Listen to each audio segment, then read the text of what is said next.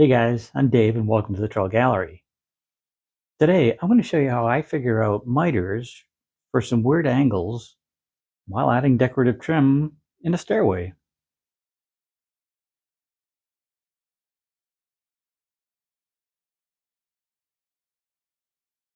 In my last video I showed you how I added chair rail and some decorative frames in a client's home. And since most of those were plumb and level, the corners were all 90 degrees, and the miters were easy to figure out. I did do some work on the stairway, but I just kind of glanced over how I did those angles. Today, I'm going to show you how I figured out the angles for all those weird miters. To get started, I laid out the boundaries of our frames.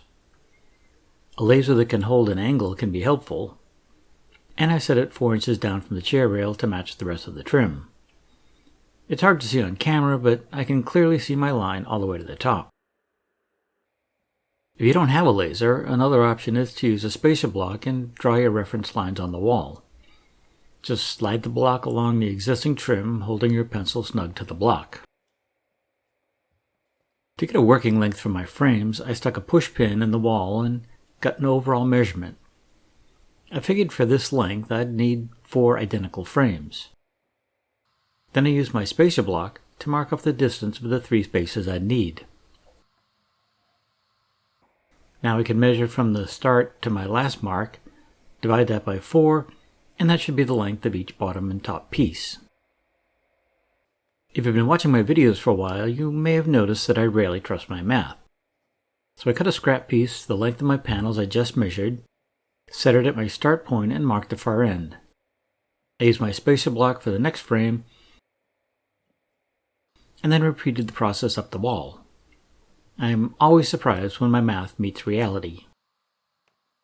With my start point determined, I can begin to figure the angles.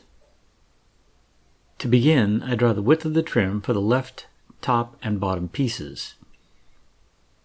I use a rule to connect the corners of the lines I just drawn, and those represent the angles of the miters all cut.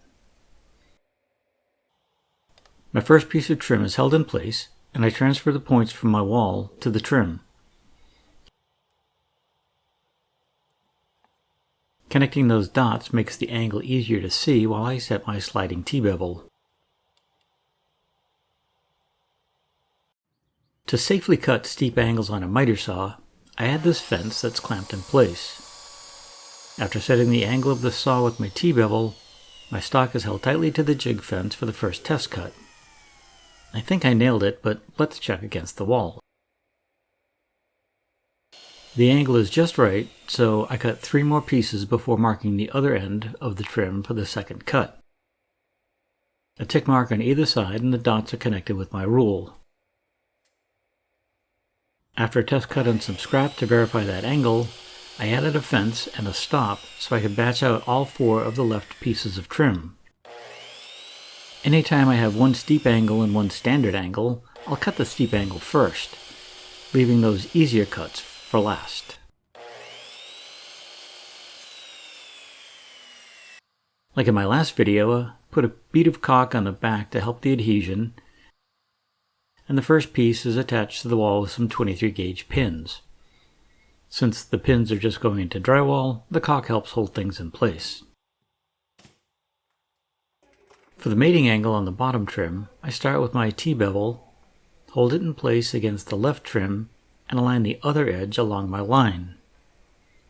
I measure for the bottom piece and cut 4 blanks a bit longer than I'll need, and then I'll cut that angle like before with my steep angle jig.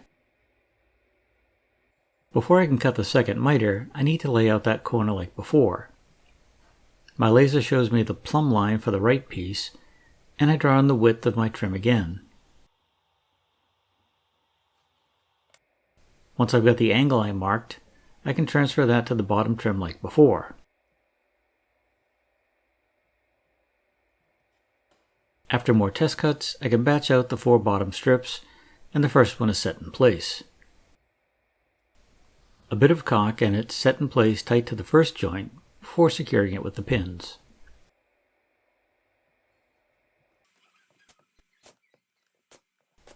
I almost made 2 mistakes on the right hand piece. First, I measured the entire angle of the corner before catching it and getting the angle for my miter. The second error would be cutting this end first, since the top will be one of those steep angles. The top right corner was laid out like before, transferred to the trim, and I set my T-bevel. Once that angle was cut like the others on all 4 pieces, I set the trim in place to mark the height for my next cut. Once that angle and length were just right, all 4 of the right-hand pieces were cut to length with those mitered ends. Before attaching the right piece, I did all the preparation for the top piece. Set the angle, make a test cut, and check that with the right-hand piece held in place. I cut the 4 top pieces with their steep angle, and I used the other end of my scrap to verify the miter for the other end, but I didn't cut those yet. First, I added the right-hand piece before setting the top trim in place to mark its length. I snuck up on my mark, and once the fit was just right and all 4 top pieces were cut, I could secure the first in place. The advantage of having 4 identical frames on this wall is that all the hard work is already done.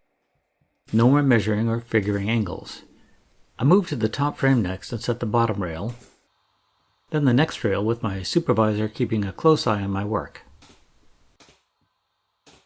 The right rail came next,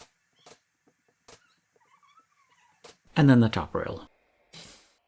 This is a busy home and I was working in a high traffic area, but I got the frame done. The reason I set the 2 outer frames first was in case my measurements were off a bit. Rather than worrying about compounding my error at one end, any discrepancy will be in the center of the wall and hopefully less noticeable.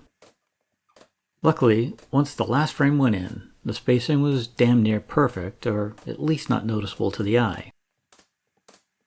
I'm not sure if you noticed, but once each frame was secured to the wall, I went back and added 2 pins to each corner to help secure those miters together. After giving the frames a light sanding and checking for any protruding pins, it was time for caulk. I make sure to make the smallest cut possible at the end of the tube so I'm not smearing the caulk everywhere. I run a bead along each bit of trim and smooth it out with my finger. I also hit the miters to make sure they look as clean as possible when I'm done. Before moving to the next frame, I use a bit of spackle to fill those tiny pinholes. Again, I'm as neat as I can be to save on cleanup later. Once all the frames were caulked and filled, I gave them one last touch-up with some fine sandpaper. I'm told that caulk and paint can make you look like the woodworker you ain't. But whatever it takes, I want these frames to look as nice and clean once I'm done. The final step is one last coat of paint.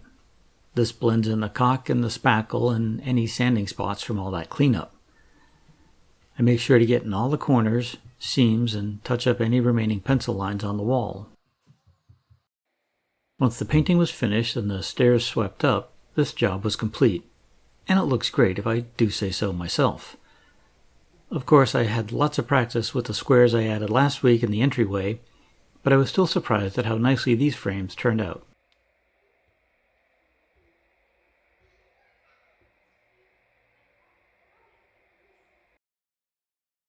This is one of the few walls that had multiple frames, and I made them all the same size so that they'd be pleasing to the eye and easy to install. Well, once I fussed with all the angles until I got the joints just so. There are no fancy jigs or tools required, and if you don't have a laser, you can always use a level just to make sure your uprights are plumb. I'd love to hear your thoughts on this video. Is there something I could have done differently, easier, smarter, safer? Drop them in the comments below. I'd love to hear. As usual, I'll add some of the tools and equipment that I use in this video in the links below, and some of them have affiliate links. If you need one of those things and purchase it through the link, it does help keep this channel going. If you enjoyed this video, maybe give us a thumbs up and share it with your friends. If you haven't already, maybe it's time to hit that subscribe button, a little bell, so you get notified each time I put out a new video. As usual, don't have a clue what's coming up next, but it should be something interesting.